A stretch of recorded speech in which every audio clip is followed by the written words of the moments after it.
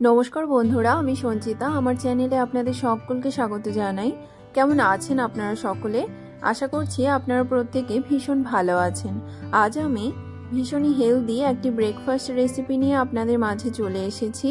এটি হচ্ছে বিটরুট আর সুজি দিয়ে তৈরি চিলা। এই চিলাটি তৈরি করতে ভীষণই কম তেল মশলার ব্যবহার হয়।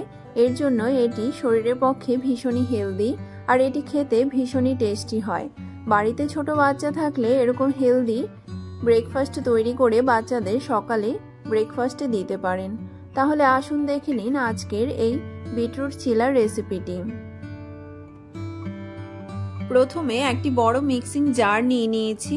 এতে দিয়েছি 1 বাটি সুজি আর এতে দিয়েছি একটি মাঝারি সাইজের বিটরুট বা বিটকে টুকরো করে কেটে,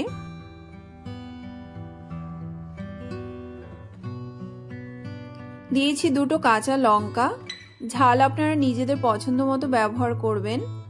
দিয়েছি স্বাদ মতো লবণ, সামান্য গোটা জিরে, 1 টুকরো আদা আর কিছুটা ধনেপাতা। এবার যে বাটিতে সুজি দিয়েছি সেই বাটিতে মাপ করে 1 বাটি জল এতে দিয়ে দিয়েছি। দিয়ে ঢাকনা দিয়ে একটি মিহি পেস্ট তৈরি করে নেব। এখানে পেস্ট তৈরি করা হয়ে গেছে। দেখতেই পাচ্ছেন কতটা স্মুথ পেস্ট তৈরি করে নিয়েছি। এবার এই পেস্টকে 10 মিনিটের জন্য রেস্টে রেখে দেব। এতে সুজি সুন্দরভাবে ফুলে উঠবে। গ্যাসে একটি তাওয়া বসিয়ে দিয়েছি। তাওয়া গরম হয়ে এলে এতে দিয়ে দিয়েছি 1 চামচ সাদা তেল। এবার এই তেলকে একটি টিস্যু পেপারের সাহায্যে সুন্দরভাবে ছড়িয়ে নিচ্ছি। এতে দিয়ে দিয়েছি 2 হাতা পরিমাণ ব্যাটার, দিয়ে চিলার আকারে তৈরি করে নিচ্ছি।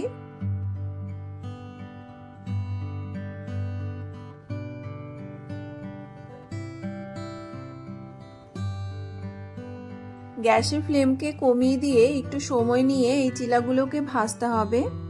যেহেতু সুজি দিয়ে তৈরি করা হচ্ছে তাই এই চিলাগুলো খেতে ভীষণই সফট আর ক্রিস্পি হয়। চিলাটি একদিক ভাজা হয়ে গেলে চিলাটিকে উল্টে দেব। একটু সময় নিয়ে 2 দিক ক্রিস্পি করে ভেজে নামিয়ে নিতে হবে।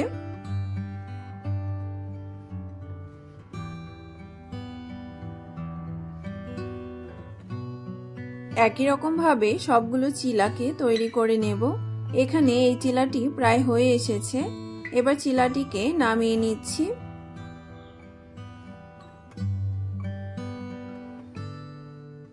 এখানে সকালে ব্রেকফাস্টের জন্য একটি প্লেট তৈরি করে নিচ্ছি। এখানে দিয়েছি 2টো বিটরুট চিলা আর দিয়েছি ছোলা দিয়ে তৈরি একটি শুকনো তরকারি। এই ছোলার শুকনো তরকারির রেসিপিটি আমার চ্যানেলে দেয়া আছে, আপনারা চাইলে দেখে নিতে পারেন।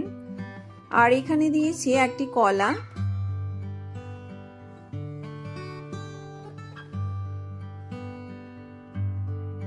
আর একটি আপেল। সকালে ব্রেকফাস্টে অবশ্যই কিছু ফল রাখার চেষ্টা করবেন। আপনাদের এই বিটরুট চিলার রেসিপিটি কেমন লেগেছে তা অবশ্যই একটি কমেন্ট করে জানাবেন। আমার এখানে ব্রেকফাস্টের প্লেটটি রেডি করা হয়ে গেছে।